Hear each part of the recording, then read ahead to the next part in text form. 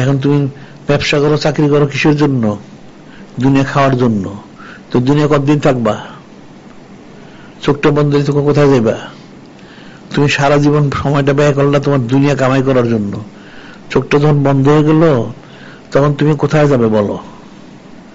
সেই পরকালের জন্য কি করলে? পরে তো কিছুই তো করলে না, তাই তো জাহান্নামে যেতে হবে। তুমি দুনিয়া ঘর বাড়ি করো কেন? যেন রাস্তায় থাকতে না হয়।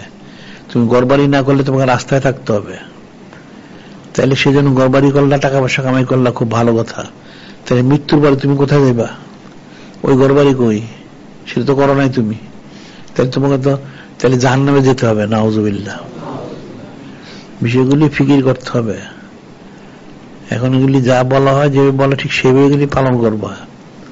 যদি নিজের মতটাকে প্রাধান্য দাও তাহলে জাহান্নামে যাওয়া ছাড়া কোন ব্যবস্থা থাকবে না।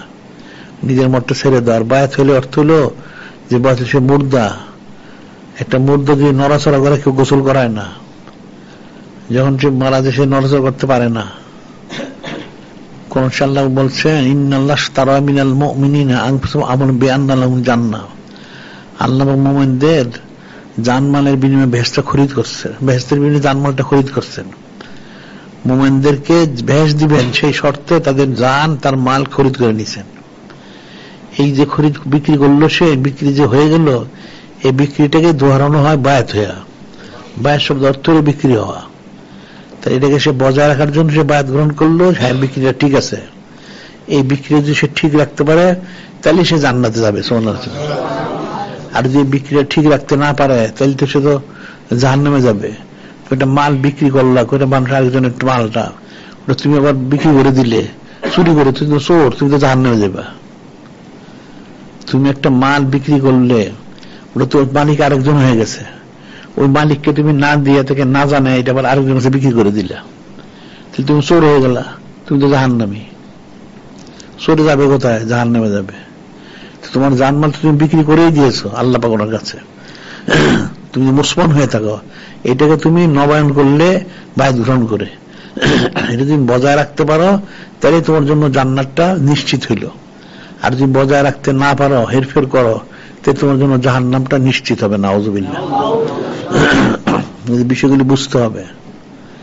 তোমরা ছবি দেখতে করো না, আসো না, শোনো না, বুঝবে কোত্থেকে? আর এই বাজারে যে বই পুস্তকগুলি পাওয়া যায়, এই বই পুস্তক পড়ে জীবনেও হেদায়েত লাভ করতে পারবে না।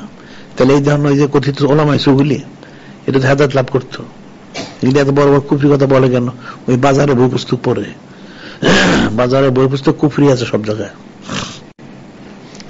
এদের কোরআন শরীফের ব্যাখ্যা আছে, হাদিস শরীফের ব্যাখ্যা আছে, অন্যান্য সব জায়গায় আছে কুফরি। এগুলি পড়ে পড়ে এগুলি কাফের হয়। আর সবর ইখতিয়ার করা ছাড়া কারো পক্ষে ওলি আল্লাহ কোনদিন সম্ভব না। ইতিহাসে কেউ দেখাইতে পারবে না কেউ সবর ইখতিয়ার করা ছাড়া ওলি আল্লাহ হয়েছে, কেউ হয় না। এখন যদি কেউ বলে ওয়াইস আল কারনী হতে, উনি পরে আবার হযরত ইমামুল আউয়াল ওনার সবর ইখতিয়ার করছেন, করে ওনার সাথে থেকে পরে সিফিনের জাহাদে উনি শহীদ হয়েছেন। কাজে ওলি আল্লাহ হইতে হলে সবর ইখতিয়ার করতে হবে, এছাড়া কোনোদিন সম্ভব না। রসম নামাজ করো, রসম তো রশ্মি পাইবা, যেমন কাজ তেমন তার বদলা তো সেরকমই হবে। কামা তাদিন তুদান, যেমন কর্ম তেমন তার ফলটা হয়। এখন এটা তো অবশ্যই আসা উচিত। আর এই যে কাজগুলি দেওয়া হবে, কাজগুলি সব করতে হবে ঠিক মতন, কোন গাফলতি করা যাবে না। আর তারা থাকুক, তারপর কালকে যদি যারা আসে পুরা জিলাতে একটা করে দিলে তার হয়ে গেল। এখন কিন্তু প্রত্যেক জেলায় জেলায় ব্যাপার নতুন করে ইয়ে করা উচিত, অন্যান্য জেলায় সংবাদ দিয়ে দেয় না। হ্যাঁ হ্যাঁ, এটা তহবিল করে, হ্যাঁ বাইতে নুকুরে জমা রাখলে হবে, তো এখান থেকে প্রয়োজনীয়তা নিয়ে দিতে পারবে না। সবাই জানবক্স দিতে হবে। আর জানবক্সটা তো এটা অনেক রহমতের কারণ, তোমরা তো শোনো না, জানো না। হাদিস শরীফ আছে, একটা লোক ঘর থেকে যখন বের হয় তখন সে 1 কোটি টাকা দান করতে হবে তা না, 1 আনা 2 আনা 5 আনা দান করলেও চলবে, 1 টাকা 2 টাকা দান করলেও চলে।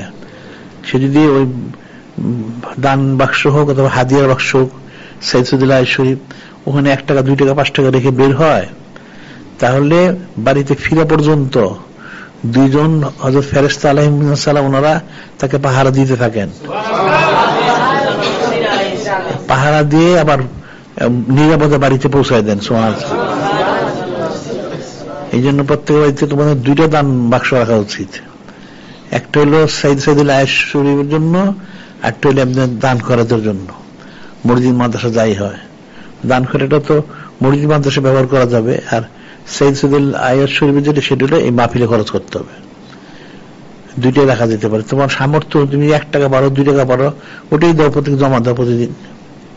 ওই জমা দিলে সেটা তোমার জমলো, মাস শেষ হইলে তুমি এটা এখানে পাঠাই দিলে, তাহলে হয়ে গেল। যেটা যেখানে যাও সেখানে যাবে।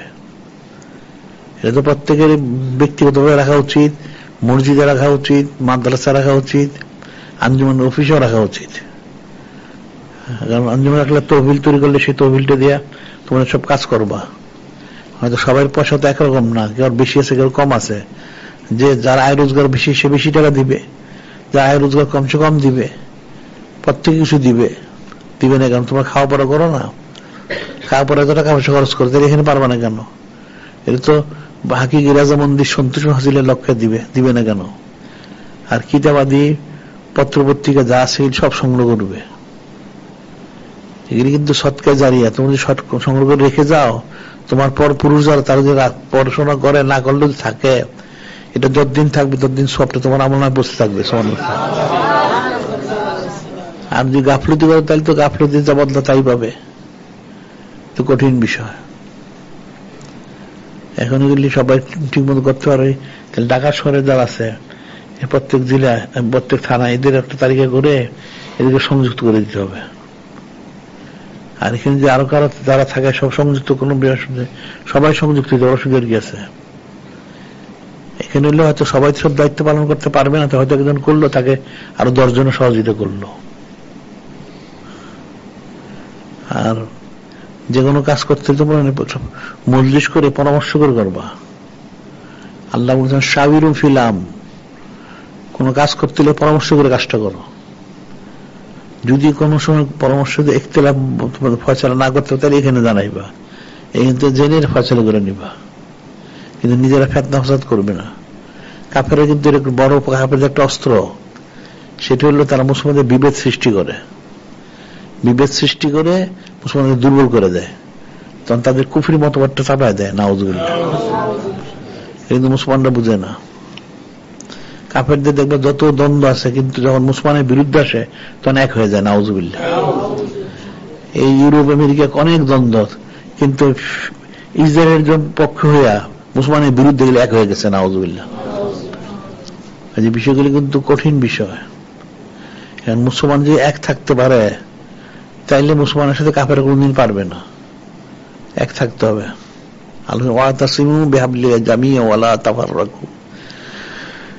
তোমরা একত্র আল্লাহ পাকের রজ্জু ধরো একসাথে। রজ্জুটা কি? রজ্জুটা হচ্ছে নূরে মুজাসসাম হাবিবুল্লাহ হুজুর পাক সাল্লাল্লাহু আলাইহি, ওনাকে ধরতে হবে, অর্থাৎ ওনার আদেশ নির্দেশ সব একদম দৃঢ়তার সাথে ধারণ করতে, তাইলে তোমার জন্য কামিয়াবি, ছাড়া কোনো কামিয়াবি নাই। নিজের মত পেশ করবা, তাহলে কাফের হবে, জাহান্নামী হবে। নাউজুবিল্লাহ।